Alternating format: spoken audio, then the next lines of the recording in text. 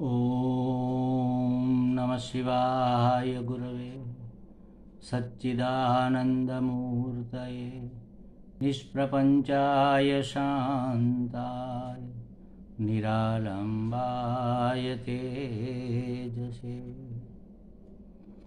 हरिओम प्रभु जी। आज के इस प्रश्न परिषद में आप सबका स्वागत है। आज का प्रश्न बेंगलोर से ज्योति गुप्ता जी का है। एक तरह से देखें तो बहुत अच्छा प्रश्न है, क्योंकि बिना चिंतन के ऐसा प्रश्न उत्पन्न नहीं होता। मतलब यही हुआ कि ये अध्यात्म का चिंतन हो रहा है और ये बहुत अच्छा लक्षण है। मैं तो कहता हूँ हर एक को जितना सुना है उसे 1000 गुना, ये शास्त्र कहता है, 1000 गुना चिंतन करना चाहिए। श्रवण से 1000 गुना चिंतन होना चाहिए और मनन होना चाहिए, और मनन से 1000 गुना चिंतन होना चाहिए। मनन माने जो हमने सुना है उस विषय का विश्लेषण करके सोचना कि ऐसा कैसे हो सकता है, हमारा अनुभव ये नहीं है और शास्त्र कहता कि ऐसा ही है, तो कैसे होगा।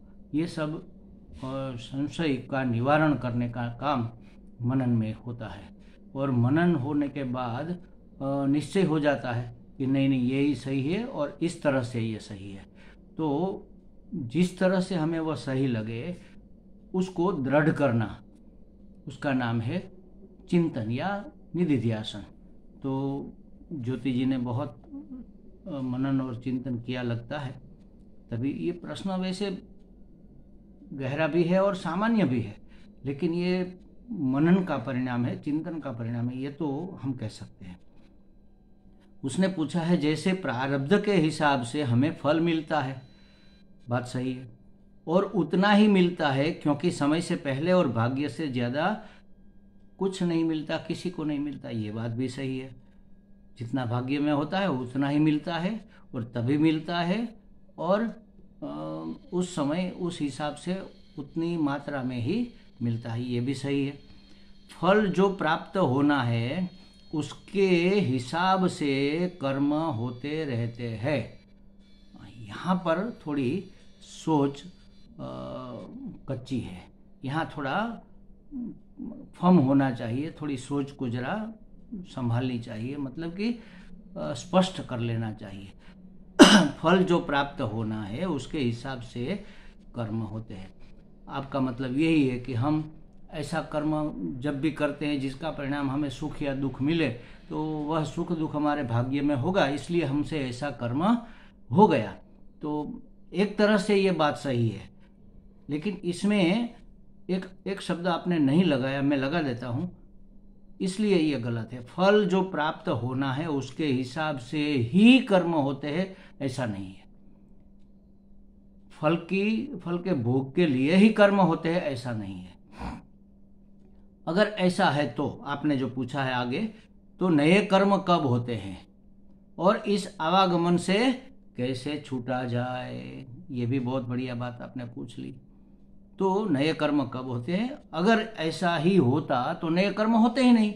देखो आपके प्रश्न में ही आप उसका जवाब है। अगर ऐसा ही होता कि जो हमें फल भोगना है सुख का या दुख का, उस हिसाब से ही हमारे कर्म हो गए, तो नए कर्म तो हो ही नहीं सकेंगे, और तो फिर छूटने का प्रश्न भी नहीं होता, हम कुछ सिद्ध भी नहीं कर सकते। तो यहाँ थोड़ा संभलने की ज़रूरत है, थोड़ा सुलझने की ज़रूरत है। जैसे समझो ये सिर्फ फल भोगने के लिए ही जन्म होता है किसका? मनुष्यतर योनि का। यही तो हमारी विशेषता है, मनुष्य को यही तो वरदान मिला है कि भाई कर्म का फल तो तुम भोगोगे, लेकिन नए कर्म बांधोगे भी और उसके भोग के लिए हजारों जन्म भी लोगे, और चाहो तो पुराने किए हुए सभी कर्मों से आप छूट जाओगे, मुक्त भी हो जाओगे। आपके हाथ में है, आपको मुक्त होना है या तो आगे आगे बंधते जाना है। तो ये कैसे है इसकी हम चर्चा करेंगे, लेकिन ये अधिकार, ये स्वतंत्रता अन्य किसी योनि में नहीं है। जो भोग योनि है, भोग योनि 2 प्रकार की है, एक दुख भोग योनि और एक सुख भोग योनि। दुख भोग योनि माने दुख ही दुख भोगता रहे ऐसा नहीं, दुख बाहुल्य भोग योनि। और सुख योनि माने सुख बाहुल्य भोग योनि। दुख बाहुल्य भोग कहाँ पर होते हैं? जो निम्नतर योनि है, मनुष्यतर जो निम्न योनि है, जिसको हम अधोगति कहते हैं। मनुष्य से वह अधोगति में जाता है, मतलब निम्नतर योनि में पशु पक्षी कीट पतंग कीड़े मकोड़े ये जीव जंतु ये सब बनता है, तो उसकी अधोगति हो गई। गति ऊर्ध्व होनी चाहिए। मानव से दानव नहीं होना है, हमें तो मानव से देव होना है। तो ये अधोगति में जब हम जाते हैं, कब जाते हैं? अपने बहुत सारे पाप के फल को भोगने के लिए, क्योंकि वहाँ पूरी पराधीनता होती है। आपको भूख लगी है तो आप ढूंढते फिरोगे, खाना कहाँ मिलेगा। आप किसी को कह नहीं सकते भाई मुझे बहुत भूख लगी, थोड़ा बहुत खाने को दे दो, या तो रास्ता बता दो कहाँ से जाए, किधर जाए जहाँ हमें खाना मिले। नहीं होता। धूप लग रही है तो छांव ढूंढते रहते हैं, अगर कहीं मिल जाए तो ठीक है, वरना धूप को सहन करो, क्या करेंगे, दुख भोगो उसका। ठंड लगती है तो उसके पास कोई स्वेटर होता नहीं है, बारिश में भीगना ही पड़ता है, कोई रेनकोट उसके पास होता नहीं है। तो ये सब वातावरण का, प्रारब्ध का, जो भी हम चलते चले जा रहे हैं, बड़े बड़े पशु भी चलते चले जा रहे हैं, और कीड़े चींटे उसके पाँव में कुचले जाते हैं। तो ये भोग योनि में स्वतंत्रता नहीं है, भोगना ही पड़ता है। लेकिन दुख ही दुख भोगे ऐसा भी नहीं है, कुछ सुख तो उस योनि में भी, आहार निद्रा भय मैथुन का सुख तो उस योनि में भी है। कोई किसी का अच्छा अगर पुण्य है और कुत्ते की योनि जैसे कर्म है तो कुत्ता तो बनेगा, लेकिन किसी महारानी का कुत्ता बनेगा तो महल में रहेगा, उसकी देखभाल होगी, उसको बीमार नहीं होने देंगे, होगा तो फिर उसकी ट्रीटमेंट होगी, उसको खाना भी अच्छा अच्छा परोसा जाएगा, उसका चेकअप रेगुलर होगा, उसको शाही स्नान कराया जाएगा। तो लेकिन है भोग योनि, उसमें छूटने का और उससे मुक्त होने के लिए कर्म कोई करने का स्वातंत्र्य नहीं है। सुख है थोड़ा बहुत, लेकिन ज्यादातर दुख है। और गंधर्व देव वगैरह जो उत्कृष्ट योनि है, मनुष्य से ऊपर के लोक की जो योनि है, वह सुख भोग योनि है, उसमें सुख ज्यादा होता है।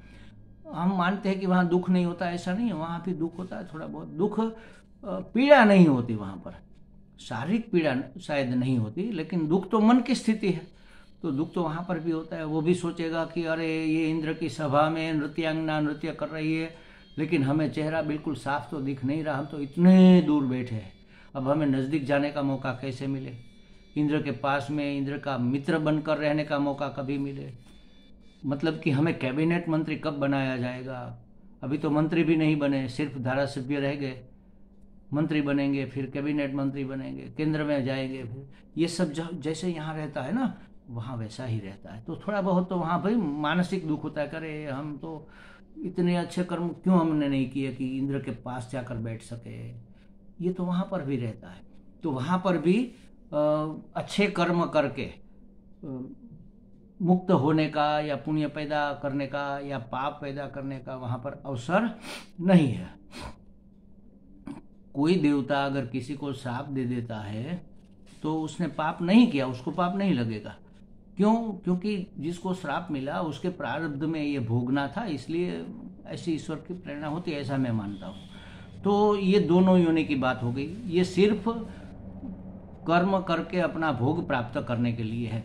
अच्छा, एक बात समझो आप, उसमें भी कुछ कर्म ऐसे हैं, जैसे भोग कर्म जो हुआ ना, सुख भोगे या दुख, कुत्ता है समझो, दुख भोगने के लिए है। अब धूप में कहीं जा नहीं सकता, कहीं दुबक कर बैठा है, और भूख लगी है तो जाएगा किसी दरवाजे पर, 1 2 3 दरवाजे टटोलेगा, तब कहीं थोड़ा बहुत खाना मिल जाए तो मिल जाए, ये दुख है। अब भूख लगी है, जाना है खाने के लिए, तो कहीं से रोटी मिल गई सूखी रूखी और खा ली। बहुत भूख लगने के बाद, भूख का दुख सहन करने के बाद जिंदा सिर्फ रह सके उतना ही उसको खाना मिल गया। अब खाना खाकर बैठा है, अब उठा, उसको लगा कि चलो एक जरा चक्कर लगाते हैं, तो थोड़े दूर गया, फिर वापस आकर बैठ गया। तो क्या कर्म हुआ उसका, भोग क्या हुआ, क्या दुख भोग हुआ? सिर्फ अपने मन से ही ऐसे ही चक्कर लगा के थोड़ा सा, बहुत ज्यादा भी नहीं, 25-50 फुट जाकर फिर वापस आकर। कुत्ते तो ऐसे ऐसे इधर उधर घूमते रहते हैं, तो ये घूमना कोई उसके दुख का भोग थोड़ी है, यह कर्म थोड़ी है ऐसे। तो भोग के आगे भोग के पीछे भी कुछ थोड़े बहुत सहज कर्म होते रहते, इसको सहज कहेंगे, सहजता से कर्म होते रहते। ये भोग के लिए नहीं होते, ऐसे ही बस हो जाते हैं शरीर संचालन रखने के लिए। अगर वह बैठा ही रहेगा बैठा ही रहेगा, देखो जो कुत्ता बैठा रहता है ना, उसके पाँव ऐसे उल्टे हो जाते हैं, टेढ़े मेढ़े हो जाते हैं, वो ठीक से फिर चल दौड़ नहीं सकता। तो अगर उसको ऐसा टेढ़ा मेढ़ा पाँव वाला बनकर फिर पूरी जिंदगी ये भोगना है, तो वो बैठा रहेगा तो उसके पाँव ऐसे हो जाएंगे। लेकिन उसको ये फल भोगना नहीं है, तो थोड़ा बहुत चलता फिरता रहेगा उस दुख भोग से बचने के लिए। तो ये उसके कर्म का फल नहीं है, इतनी स्वतंत्रता है उसको। और देवताओं में भी ऐसा ही है। लेकिन मनुष्य में क्या है, हम दुख भोगते हैं या सुख भोगते हैं, उसके आगे पीछे के जो कर्म है वह सहज कर्म है। लेकिन अपना कर्म का फल भोगते वक्त भी हम अगर कर्ता नहीं बनते तो हम उस कर्म से मुक्त हो जाते हैं। अच्छा, अब देखो, कर्ता भी नहीं बनते और किसी कामना से भी नहीं करते। हमें ये चाहिए इसलिए हम करेंगे। जैसे कि समझो हमें पुण्य मिलेगा तो सुख मिलेगा, पुण्य चाहिए इसलिए हम दान करते हैं, तो वह आप बंध गए। उस पुण्य का फल भोगने के लिए आपको वापस आना पड़ेगा। इसी जन्म में भोगेंगे या अगले जन्म में या हजारों जन्म के बाद, लेकिन उस पुण्य को आपको भोगे बगैर आप नष्ट नहीं कर सकते। आप नहीं कह सकते चलो छोड़ो अब हमें सुख नहीं चाहिए, नहीं आपको लेना पड़ेगा। और कोई वासनावश आपने कोई बुरा कर्म कर दिया तो उसका फल हुआ, परिणाम हुआ उसका पाप, और पाप का फल हुआ दुख। तो आप कहेंगे कि हमसे गलती से हो गया, अब हम दुख नहीं भोगना चाहते, छोड़ो इसको। तो ऐसा नहीं हो सकता, भोगना पड़ेगा आपको। अब जब कर्म करते हैं सुख भोग के या दुख भोग के, जैसे आपने कहा ना, जो फल प्राप्त है उसके हिसाब से कर्म होते हैं, लेकिन सिर्फ उसके हिसाब से ही नहीं होते, और होते हैं उसमें भी हमें क्या करना है। ये टेक्निक है मुक्त होने की, ये ठीक से समझ लो। जब हमारा सुख का फल आया, पुण्य का फल सुख आया, तो सब ठीक ठाक है, हमारी हेल्थ भी ठीक है, घर वाले भी ठीक है, बच्चे भी ठीक है, पास पड़ोसी भी ठीक है, सब ठीक है, कोई दिक्कत वाली बात नहीं है। उस समय भी हम कुछ ना कुछ तो करेंगे ना, सुख भोगेंगे तब भी हम देखो मैंने इतना कमाया इसलिए ये सब सुविधा मिल रही और हम आज सुखी है, तो मैंने कमाया तो मैं भोगूंगा। अच्छा, और भोगते समय भी मैं भोग रहा हूँ, तो उसमें अगर मैं हो गया तो फिर ये बंधन हो गया। बंधन कैसे हुआ, जैसे समझो हमने पुण्य कर्म किए तो हमारे पास पैसे बहुत आ गए हैं, तो पैसे से हमने क्या किया, संग्रह कर लिया, इतना संग्रह कर लिया कि पूरा साल उसकी फिर जरूरत ना पड़े। और अकाल पड़ा, हमने इतना अनाज इकट्ठा कर लिया कि 1.5 साल तक चले, 1 साल तो चले ही चले, लेकिन अगले साल भी जब फसल हो जाएगी उस वक्त अगर सस्ता होगा तो लेना पड़ेगा, उस वहां तक का संग्रह। ऐसे ही हम करते ही है, सब करते हैं। अब अकाल पड़ गया, दाने दाने के लिए लोग मोहताज हो रहे हैं और आपके घर में ढेर सारा भरा पड़ा है, तो आपके परिग्रह संग्रह से किसी को असुविधा हुई कि नहीं हुई? तो ये आपका कर्म आपकी जड़ बुद्धि से हो गया। अगर सतर्क बुद्धि होती और आप सज्जन होते, आपका भाव शुद्ध होता, आप सत्व में संस्थित होते, तो आपको ऐसा लगता कि चलो हमने इकट्ठा तो किया है, लेकिन हमारी जो काम वाली है उसको बेचारे को खाने पीने के लिए भी मोहताज है। वो जो रेशन कार्ड में से मिलता है वो मिलना था, लेकिन उसने कहा कि अब नहीं मिलेगा, 15 दिन के बाद मिलेगा, तो वो 15 दिन क्या खाएगी? और पगार में से तो नया लेकर बाजार कीमत वाला लेकर तो वो खा नहीं सकती। तो आपके मन में आना चाहिए कि चलो थोड़ा उसको दे देते हैं। तो एक थैला भर के अनाज आपने उसको दे दिया कि ये ले जाओ तुम, ये इससे चलाना, तो ये आपका पुण्य कर्म हुआ। और आपने ये करते वक्त मैंने दिया ऐसा नहीं होना चाहिए। आपके मन में भी आप किसी से बात करेंगे कि हमारी काम वाली बेचारी ऐसा हो रहा था तो हमने उसको थैला भर के अनाज दे दिया, मतलब हमने दे दिया, आप कर्ता हो गए, अब आप उसका फल भोगने आना पड़ेगा। दे दिया सो दे दिया, मन में आया दे दिया, मन में आया खा लिया, मन में आया छोड़ दिया, बस ये मन में मतलब वासना में नहीं, सहज रूप से जो हो रहा है होने दो। उसमें कोई अपनापन मत घुसेड़ो कि मैंने किया, मैंने भोगा, मैं। तो जब हम, और किसी कामना से मत करो कि हमें ये चाहिए इसलिए चलो ये कर लेते हैं तो वो मिल जाएगा। तो कामना से करोगे तो कामना का फल भी भोगना पड़ेगा, और अहमता ममता उसमें घुसेड़ कर अगर करेंगे तो भी बंधन होगा। इसके बगैर सहज रूप से आ गया, हो गया तो हो गया, न तो हमें उसका पुण्य फल चाहिए न तो हमें उसका पाप फल चाहिए। लेकिन हम क्या करते हैं, किसी का कोई जा रहा है और उसका रुमाल गिर गया और हम उठाकर उसको कहते हैं भैया जी आपका रुमाल गिर गया, माता जी आपका हैंडकरचीफ गिर गया, लो ये। तो हमारी ओर देखेंगे, हाँ हाँ हाँ ये मेरा गिर गया, ध्यान नहीं रहा, ऐसा करके लेकर चले जाएंगे। तो उसमें भी हम क्या अपेक्षा रखते हैं कि हमें थैंक यू तो कहना चाहिए कम से कम। तो ये अपेक्षा हमें दुखी करती है महाराज। क्यों अपेक्षा रखो, क्यों आपको थैंक यू कहे? उसने थोड़ी ही आपको नियुक्त किया था कि रुमाल जब गिर जाए तब आप हमें उठा कर दे देना। नहीं, हमारे मन में आया, प्रेम भाव उमड़ा, किसी की सहायता करने का मन हुआ, सद्भाव हुआ और हमने कर दिया, तो उसका फल तो हमें उसी समय मिल गया। सद्भाव पैदा जब होता है तो अंदर कितनी शांति, कितना संतोष, कितना सुख मिलता है।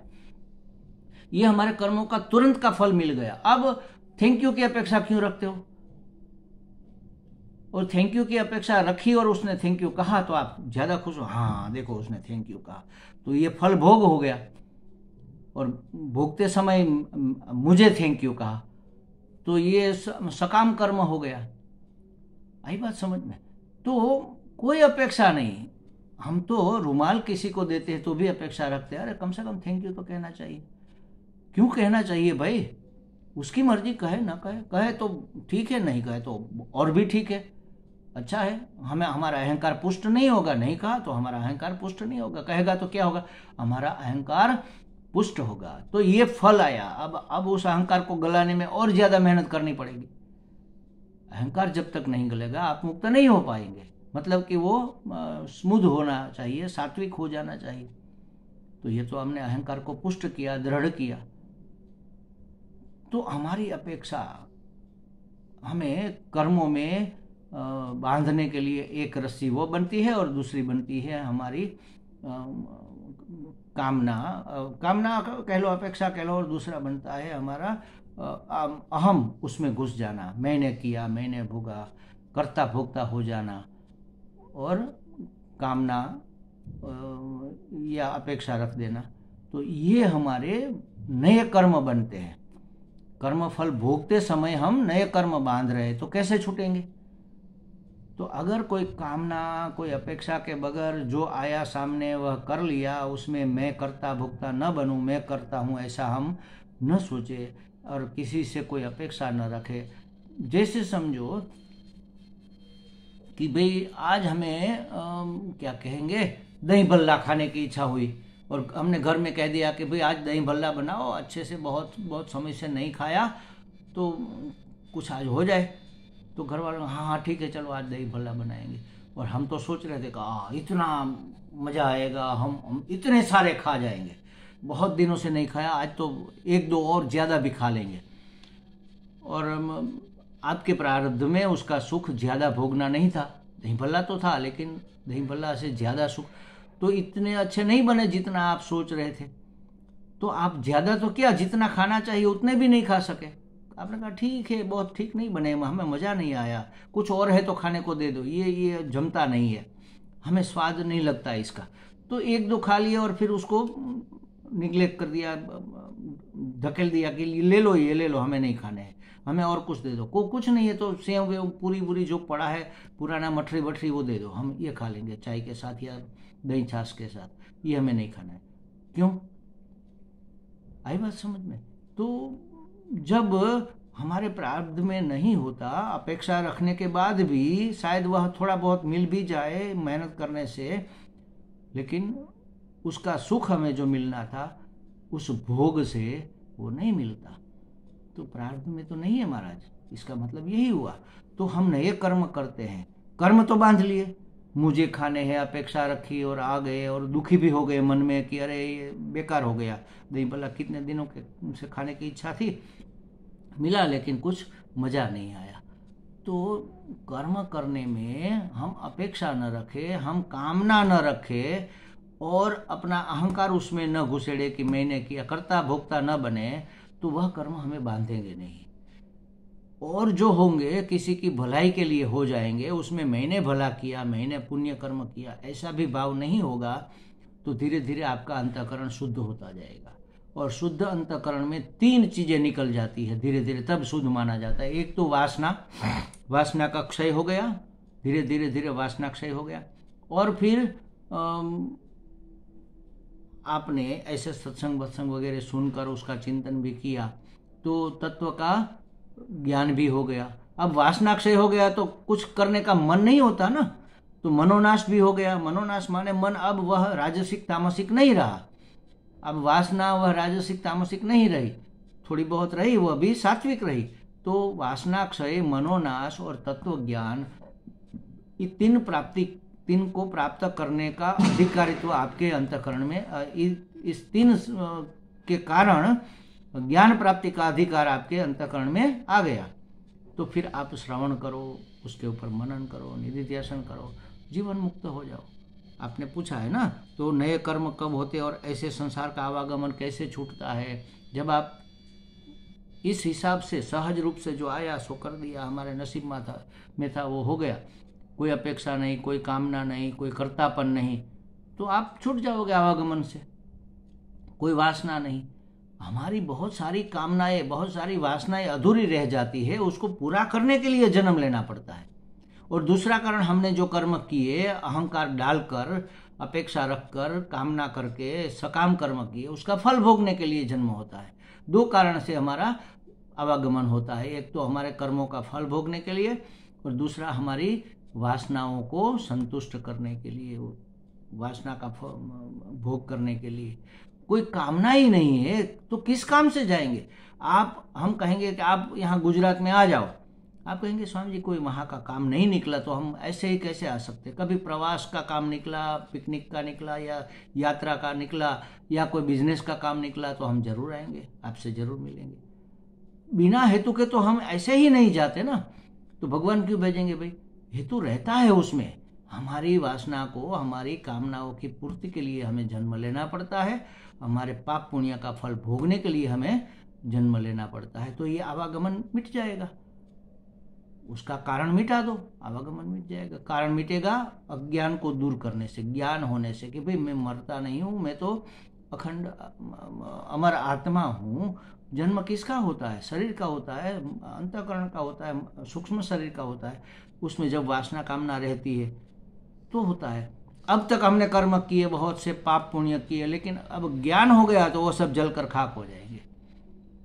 कामना नहीं रही, बस हमें कामना हटानी है। जो पाप पुण्य हो गए उसको हटाने का हमारा सामर्थ्य नहीं है, उसको हटाने का सामर्थ्य सिर्फ ज्ञान में है। तो आप ज्ञान की प्राप्ति कर लो, जो ढेर सारे कर्म पड़े हैं सब जल जाएंगे, जल भुन जाएंगे, फिर उसको भोगने के लिए आना नहीं पड़ेगा। कोई कामना नहीं है तो भी आना नहीं पड़ेगा। तो ऐसा करने से हमारा आवागमन छूट पाता है। मतलब कि कोई अपेक्षा, कोई कामना कभी न रखे और ज्ञान की प्राप्ति करे, वासनाक्षय मनोनाश करके ज्ञान की प्राप्ति करे, तो आपके पुराने इस क्षण से पहले के किए हुए जो भी कर्म है, पाप पुण्य, वो ढेर सारा पड़ा है, अज्ञान अवस्था में हमसे हो गए थे, हमने कर दिए थे, वो सब जल भुन जाएंगे, उसका फल हमें भोगना नहीं पड़ेगा। तो कर्म सिर्फ फल भोगने के लिए ही नहीं होते। हमें स्वतंत्रता मिली है कि हम कैसा भाव रखें, हमारा इंटेंसिव कैसा हो कर्म करते समय, ये सिर्फ मनुष्य का अधिकार है। विवेक करना मनुष्य का अधिकार है। तो विवेक पूर्वक अपना जीवन जिए ताकि हमें इस आवागमन से मुक्ति हो जाए। हमें लगता है ज्योति जी को कुछ बातें स्पष्ट हो गई होगी। थोड़ा जटिल सब्जेक्ट है, फिर भी हमने प्रयत्न किया सरल करने का।